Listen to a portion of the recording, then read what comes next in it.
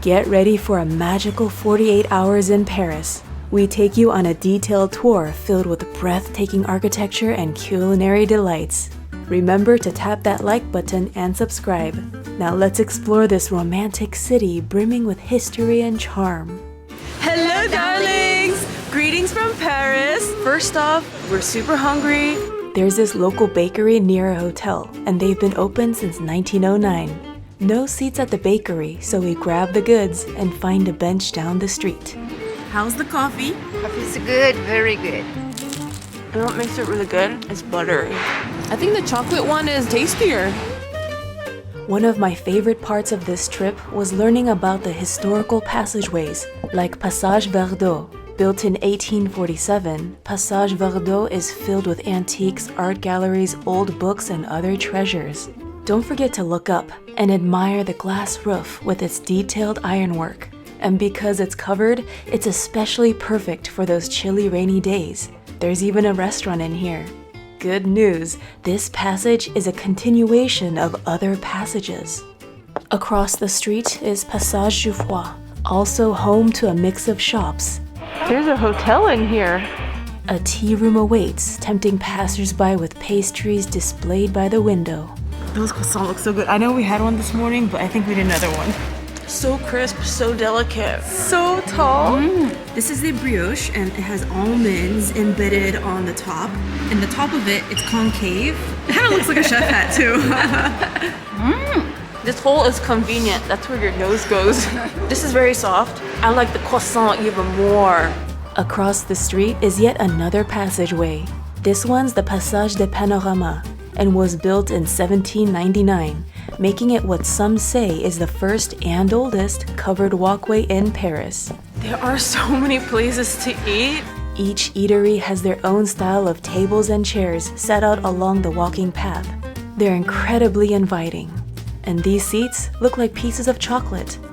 When in Paris, you have to walk around because we are finding all kinds of sights we have not expected. In front of this fancy looking building, they're selling fish, it smells of seafood, they're selling winter coats.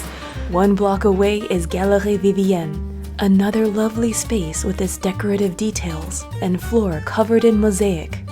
There's so many lights in here, it's a little bit dizzying. Dizzying in a delightful way. There are more bookshops, restaurants, and galleries. At this point of our walk, we are very close to the world-famous Louvre, which is about a 3-minute walk from the Palais-Royal. The Palais-Royal is a historic palace built in 1633. It was once home to the French royal family. Today, it is open year-round to the public. You can enjoy its manicured gardens and arcade filled with boutiques and restaurants. Between the seemingly endless rows of trees, benches and chairs invite rest. Perhaps contemplate about life by the fountain. That's not all. Continue towards the south end as you soak in the architectural grandeur. You'll come across 2 contemporary fountains, each made of 10 stainless steel spheres. At the Courtyard of Honor, a grid of 260 black and white striped columns stand at varying heights. Breakfast this morning was pretty light, so let's brunch. After 6 stops on the metro, we arrived to the Gare de Lyon train station, where the iconic Le Train Bleu resides. Its Belle Époque decor drips with jaw-dropping details. Built in 1901, the restaurant was originally a buffet to serve travelers riding the legendary luxury train called Le Train Bleu. The 41 paintings depict towns and landscapes along the railway line that connected Paris and the French Riviera. I want to look at all the ceiling paintings in detail, but it's like, oh, your neck starts to hurt. So I just took a bunch of pictures, so I will take a look at them in greater detail later. So this looks very decorative, but it is functional. That's where you hang your coat. While some may think this may be a touristy place, I do hear a lot of French. Le Train Bleu serves French cuisine. You can order individual dishes, but we go with the PLM course. Vegetarian options are available. The meal begins with the amuse-bouche. Traditional Syria. I love how they bring a full display of bread to the table. Course 1 is confit of salmon with raw tender fennel. 여기 각각의 재료가 다 맛이 살아나게 만들었어. This one's the wild duck pâté en croûte and duck foie gras with tangy red onion compote and roasted hazelnuts. It's mild in flavor. Ooh, that sauce, that rhino sauce has a lot of flavor. I'm gonna try Mommy O's salmon. There's a lot of transitions in that one. You feel the salmon, and then when the egg pops, you get a splash of a different flavor. They all take turns to take over. Both dishes are tasty, but I think the salmon one is more unique. I think the salmon one is also a little bit more of acquired flavor. For some dishes, they'll roll in a cart with a propane gas burner and cook in front of you. They have another cart they roll in, this one's wooden, and then they'll cut, I think it's the lamb of the leg, they'll cut it directly for you and then serve it. Mommy O's dish was plated on the cart just behind her. Course 2 brings her free-range chicken stew with supreme sauce and buttered rice. As for me, Lyon-Style Pike Quenelles with new beurre sauce, accompanied by grilled basmati rice topped with chive. So soft. The new beurre sauce has a lot of flavor, so you definitely want to pair that with the rice. The basmati rice, there are those brown pieces, and that is the crunchy basmati rice. The rice itself is the joy to eat. In Korean cuisine, we have something called nurungji. It tastes like that. Toasty. If you want to go the more flavorful route of the PLM menu, then go with the salmon for the first course and then the crayfish for the second course. As for dessert, we're gonna find out. Today's seasonal dessert is Mont-Blanc topped with gold leaf. On the side is a line of peeled clementine and halved chestnut. Chestnut bits are also embedded into the cream. And if you're not feeling the sweets, you can get a selection of local matured cheese. By the way, they also have a bar area with multiple small lounges. We embark on a digestive stroll and come across the High Line of Paris.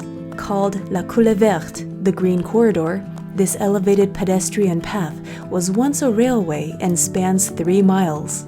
We make our way to Canal Saint-Martin. Also stretching about 3 miles, this canal is lined with restaurants and 100-year-old trees, perfect for leisure walks, especially during those warmer months. Visitors can go on boat rides and glide through vaulted tunnels and experience locks. The more we walk around Paris, the more we fall in love with it. Even details on doors are a piece of art. In the center of these floral embellishments, a man's head pops through a circular opening. You can walk by fan-freaking-tastic places without realizing it. Turns out this building called Hôtel du Soleil is a 17th century private mansion. During opening hours, visitors can cross the courtyard and garden to access the Place des Vosges, one of the oldest squares in Paris. Mommy-o needs coffee, and I need something to drink as well, getting thirsty. We walk through the historic Marais district, known for its blend of medieval and modern charm. Next to the 17th century church is the enchanting Le Village Saint-Paul, an enclave that is a maze of cobblestone streets and hidden courtyards. The neighborhood has over 80 boutiques, antique dealers, and gallerists. We find a cafe tucked in one of the courtyards. While they offer cozy indoor seats, we savor our drinks outside, where conversations of passersby serenade our ears. We continue south and meet the Seine, a 480-mile-long river that flows through the heart of Paris. Upon admiring more architecture, we explore 2 islands connected by multiple bridges, the 2 islands being Île Saint-Louis and Île de City. The autumnal scenery tugs our heartstrings. I gotta say, November is my favorite time to visit Paris. But then again, I adore any place with gorgeous fall foliage. On the island of Saint-Louis stands the Notre-Dame Cathedral. It's currently being restored due to the fire in 2019 and is projected to reopen in 2024. The Notre-Dame is a stunning example of French Gothic architecture with its soaring spires, flying buttresses, and more. The gargoyles add a layer of grandeur and also serve as waterspouts by directing rainwater away from the building and protecting its stonework.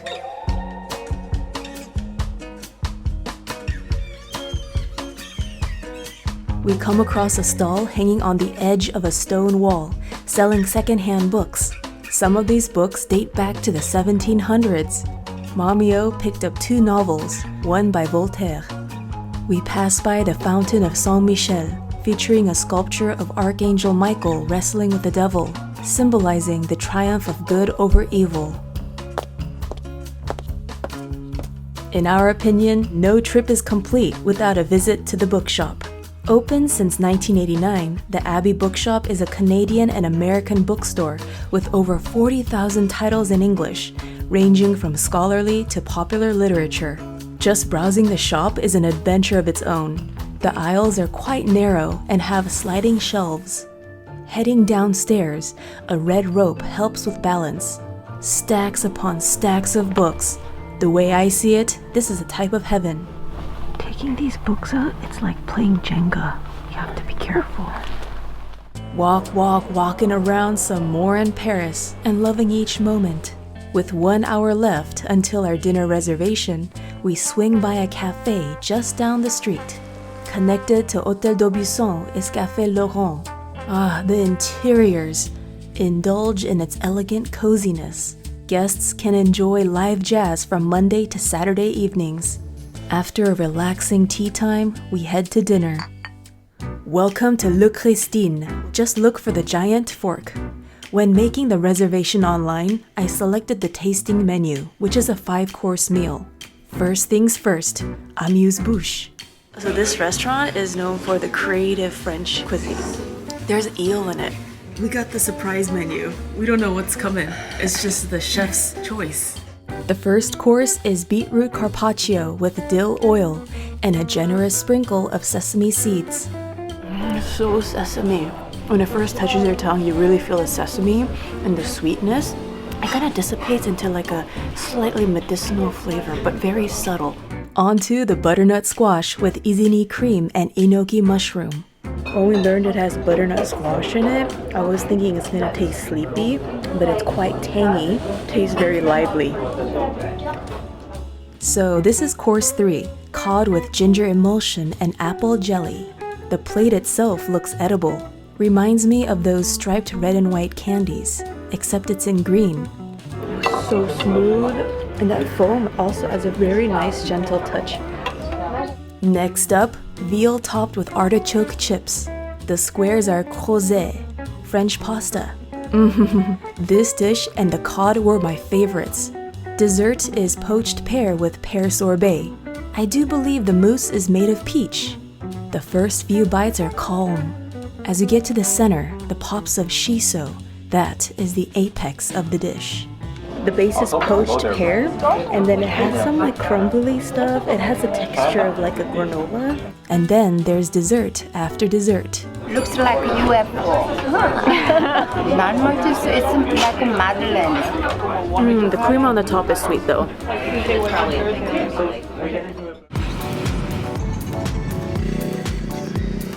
Ah, merci! It's the Louvre. Merci beaucoup. Our taxi driver just stopped on the side for us to see this.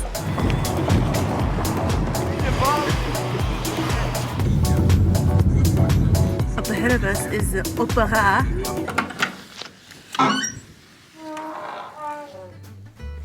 Good morning! It's Saturday. For breakfast, we head to Marché des Enfants Rouges, a market that sells produce, seafood, and prepared food. We dive into Moroccan cuisine, delicious sandwiches, and more. It turns out there's a huge flea market set up right next to the food market today. Oh, it's a coffee grinder? This biannual flea market sells tons of awesome-tastic vintage items. For the detailed tour of these 2 Parisian markets, be sure to watch our other video. Search Miss Mina Paris Market on YouTube. I also put the link in the description box. For those with a soft spot for stationery, you gotta stop by Mélodie Graphique. I got a lion dog card and a sepia-toned envelope. Has an illustrated map of Paris. Love the wavy red stitching on the side. Aside from being called the City of Love and the City of Lights, you might also call Paris the City of Museums. After all, it's said to have around 130 museums. One of the most iconic art museums here is the Centre Pompidou. Unlike traditional buildings, its pipes and structural utilities are exposed on the facade. 4 vibrant colors highlight the building's functional elements in a playful manner. For example, red is marked for escalators and elevators. Yellow is for electricity wires. There's a cozy, colorful passage with a cafe, bookshop, and yes, another stationery shop. Whoa, this pen has 5 nibs. Later, I learned it's a music staff nib. Picked up a postcard and a red notebook with the Eiffel Tower stamped on its cover. About a 10-minute walk from the Louvre is, how do you pronounce this? Rue Montorgueil. This pedestrian-friendly street is filled with restaurants, bakeries, and cafes. There are also shops selling wine, cheese, fish, produce, and flowers. We're in search of crêpes and galettes, which brings us to the Palais Café. They have multiple locations in Paris. The one here has a cider cellar. Categorized as a traditional galette, this savory buckwheat pancake has country-cooked ham from Brittany with Comté cheese. The base is super thin and crisp. Remember to dip into the runny egg. You also have the option of getting seaweed butter, but we got the pepper one, so that's a little bit spicy, but just a tad spicy. It's like a tingle spice, not like an attacking spice. Is it just me, or do you also see a face in the ice cream? Made with 100% organic wheat from Brittany, this crêpe has chestnut puree with artisanal rum ice cream. That's right, rum. Oh, it's very melty. Oh, that chestnut is so good. Very sweet, but very tasty as well. Did you like the crêpe or the galette more? Crêpe. Galette for me. Built in the early 1800s, before Paris had department stores and a sewer system, covered passageways like Galerie Véro-Dodat provided a warm and dry place for shopping and dining. In their heyday, there were over 150 covered passageways in Paris. It's said about 20 remain today. We've talked about the Louvre, driven by the Louvre. Now let's walk around the Louvre. The Louvre is a historic palace housing a massive collection of art and artifacts.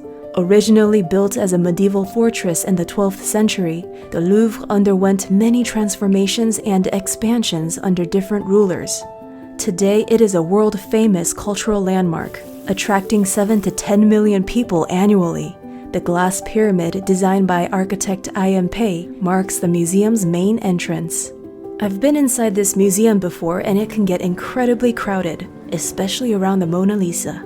Instead, let's go on a leisurely walk through the Jardin des Tuileries. Once reserved for the royal family and their guests, the garden became a public park after the French Revolution.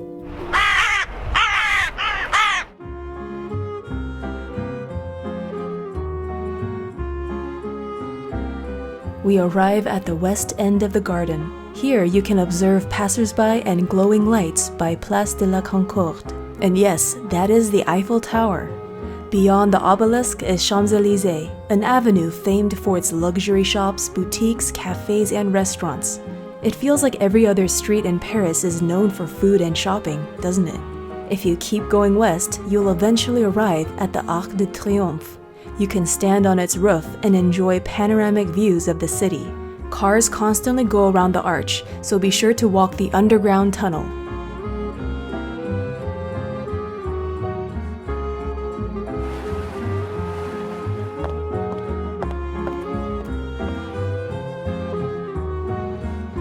On the walk to dinner, we pass by some more painterly places. Some streets are quiet and charming. Other streets are busy, yet still charming.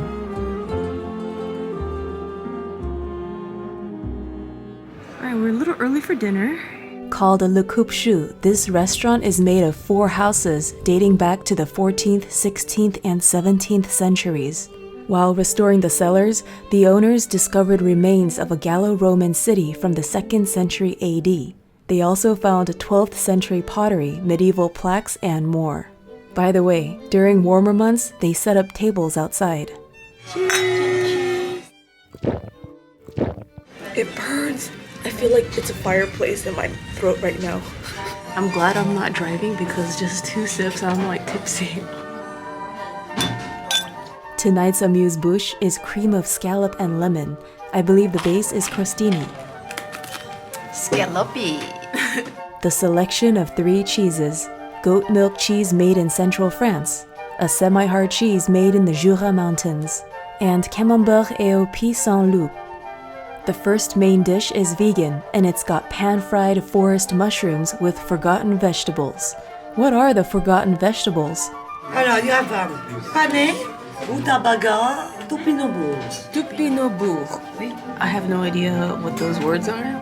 Later, I learned that rutabaga is a cross between turnip and cabbage. For some reason, it kind of reminds me of some Asian food, like stir-fried dish.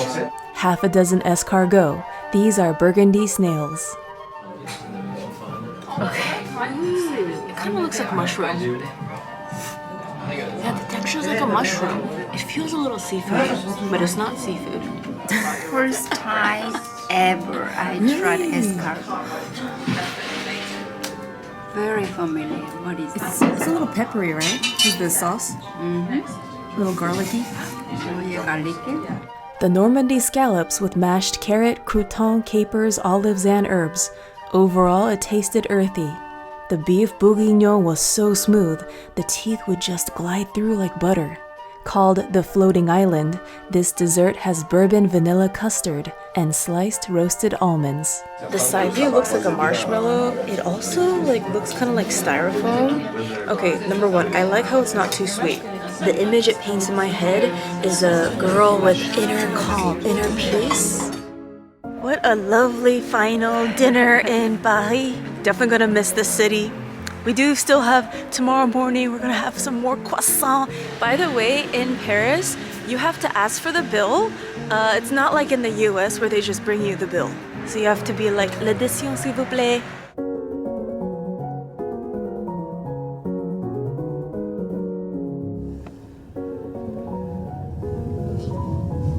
It's almost 11. We just got back to the hotel. Time to shower, time to save some files, and then go to bed.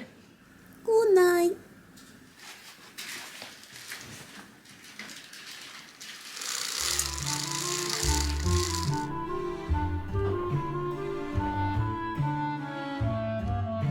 It's our last day in Paris. After checking out of the hotel, we grab coffee right down the street.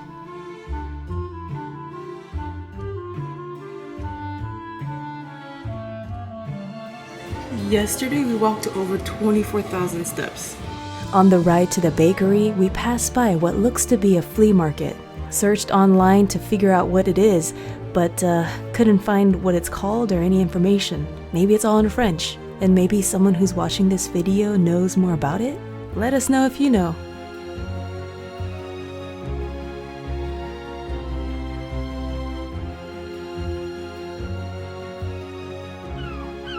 Near the canal is Sans Boulangerie, which literally translates to healthy bakery. Their website was in French, and this is my understanding. The bakery uses something called peasant wheat. This creates bread with a lower gluten content. We're gonna walk by the canal. There is a garden nearby.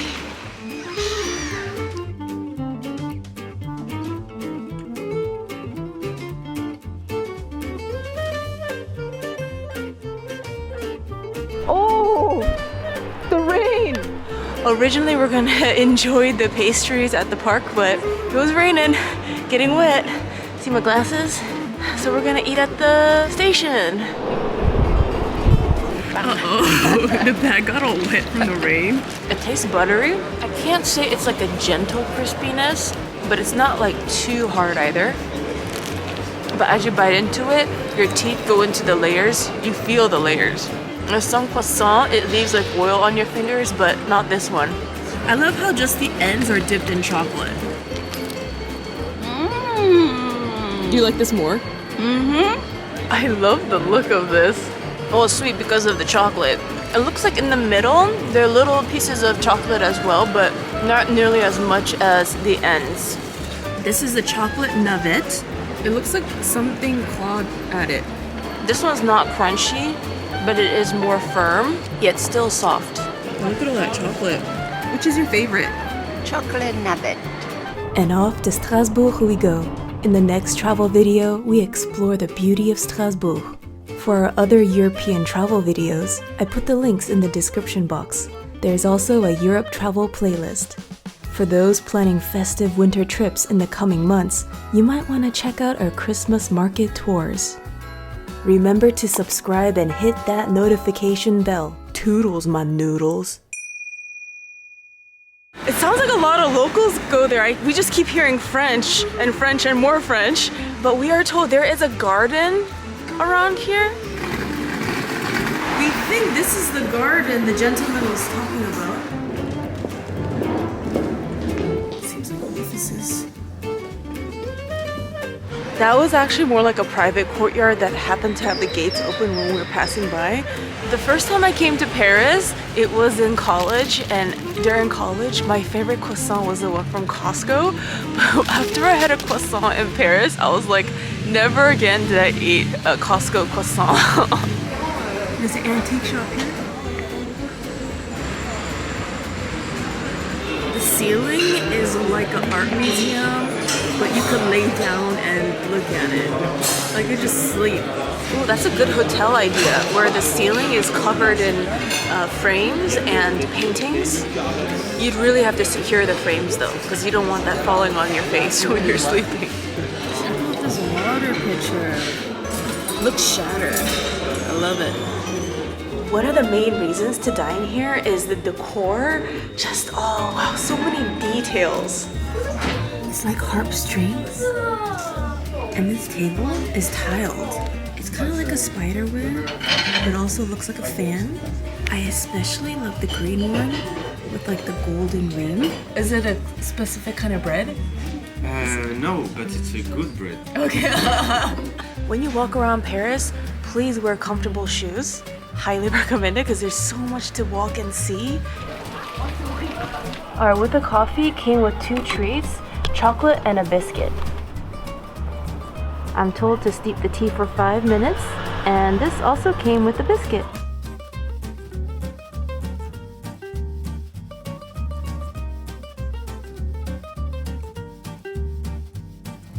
Heads up, a lot of times at restaurants in Paris, we're seeing that the seating is very tight. Tables are like right next to each other almost, and there's like maybe 4 inches of space between some tables, so you have to like pull it out, you get in, and then they pull it back in. Our experience so far, you could hear the conversations of other tables right next to you. So if you want to have like a really private conversation, you know, keep your voice really low or find a specific place that allows you to have private conversation. Because even if you try not to eavesdrop, it's very easy to. It just happens. Whoa! Showing show for Mina. That was perfect. Brava. They went back. When is the next show? Hey, this pizza shop is selling something called Mina for 15 euros. Check out that co-working building. There's so much shopping here. Mamio and I are joking that like we just might as well bring an empty suitcase and then shop and fill it all up. Next time I will. So if you love to shop or you want a new wardrobe or whatever, like there's so many cute things here. I mean, everyone's style is different, right? Taste, but for us, like there's so many cute, fashionable stuff. Like even the passersby are so stylish. I'm like, can I buy that off of you? Can I buy that jacket off you? Birds are singing as if it's morning.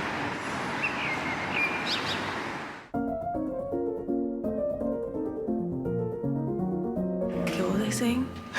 I lost track of what I was saying.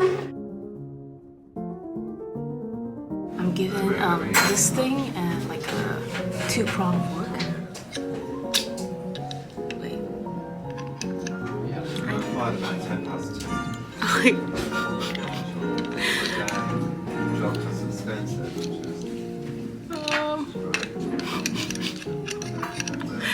I'm struggling here. Oh, I got it. Wait, no, I didn't.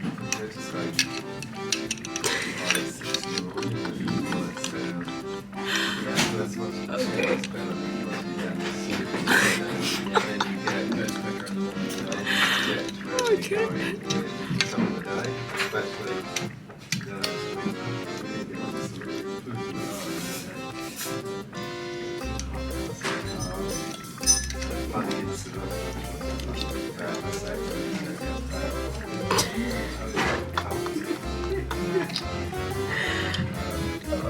I need a demo.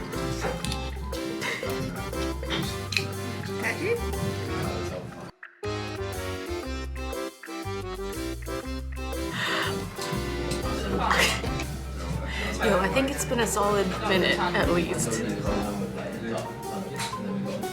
Okay, let's celebrate. It kind of looks like mushroom.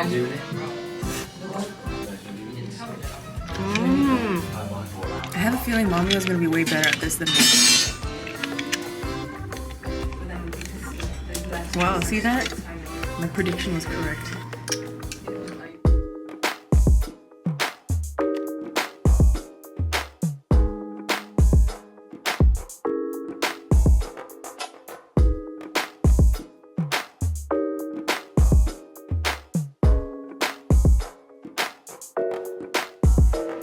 This looks like a foot. Those croissants look so good. I know we had one this morning, but I think we need another one. This croissant, it is 180 euro if you take it away, but if you dine in, it's a full euro more. That sounded so good. Wow. Lately, I've been working on bigger paintings. Almost done with the kitty canvas. This new painting has 30 boxes. Each box represents a day. I finished the first layer as the underpainting. The second layer will represent my daily mood. Follow my Instagram @CreativeChillout for more arts and crafts updates.